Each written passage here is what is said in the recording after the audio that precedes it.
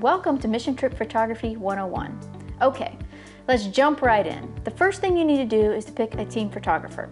You're not required to stand on top of your vehicle to get a picture, but sometimes you gotta do what you gotta do to get the right shot. As a team photographer, your job is to capture photos and/or video that visually tells the story of your trip. Basically, you're gonna do where are we, what are we doing, who are we helping. Sometimes it might seem unimportant, but the footage that you capture will not only document your trip, but your footage could be used to encourage others to go on a mission trip and/or help raise money for missions. So what you're doing is important.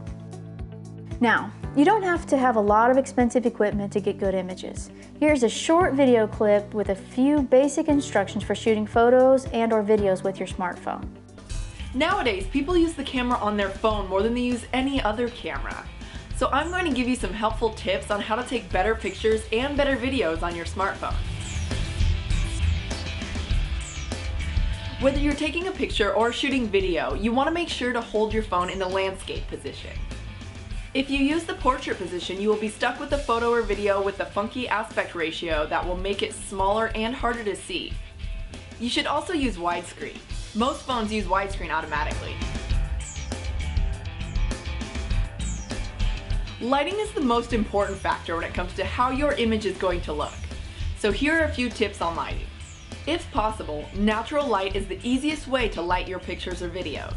But try to avoid harsh lights that can cast dramatic shadows. These usually come from lights that are small or far away. If you have a softer light that is closer to your subject, you will have a much softer shadow, which is much more flattering.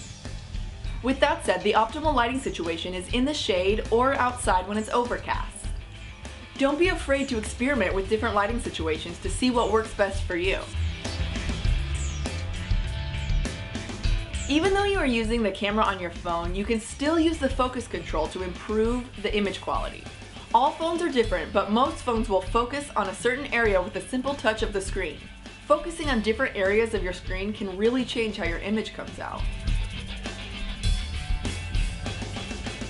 Since most people don't carry a tripod for your cell phone, you want to make sure to hold your phone as steady as possible. If you don't, the picture could turn out blurry or a video might come out really shaky. If you wish to hold your phone with two hands, keep your elbows in and hold them steady against your body to help keep your hands steady. Another way to hold the camera steady is to hold it with one hand like this. Still keep your elbow against your body and you should encounter much less camera shake. If you are shooting a video, you may want to use an external microphone. This will drastically improve the audio of your video. You can get an adapter that will plug any external mic into your phone. Now go take some great pictures and videos with your cell phone. Okay, to continue with just a few instructional tips, we're going to discuss a few things about photo composition. The first thing is be intentional. This is one of the most important and fundamental aspects of photo composition. Some people call it fill the frame. Basically, only capture in your frame what you want in the picture. If you're taking a picture of a child, get close, get down on their level, and only have the child in the shot. If you're taking a picture of how the child lives, widen your shot up, get a picture of him standing in front of his home. Basically what you're doing is know what you want your picture to say and shoot accordingly. One little trick that'll improve your shots is the rule of thirds. And basically what the rule of thirds is, it's the theory that you divide your camera screen up into 9 sections. You place your subject on one of the intersecting lines. This will add balance and make your images more dynamic. Most phones and cameras have an overlay option that will place this grid on your screen.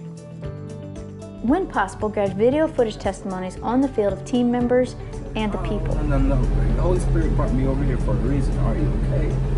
And I could see that she started crying in her eyes. So I went over there. I started talking to her about what's going on.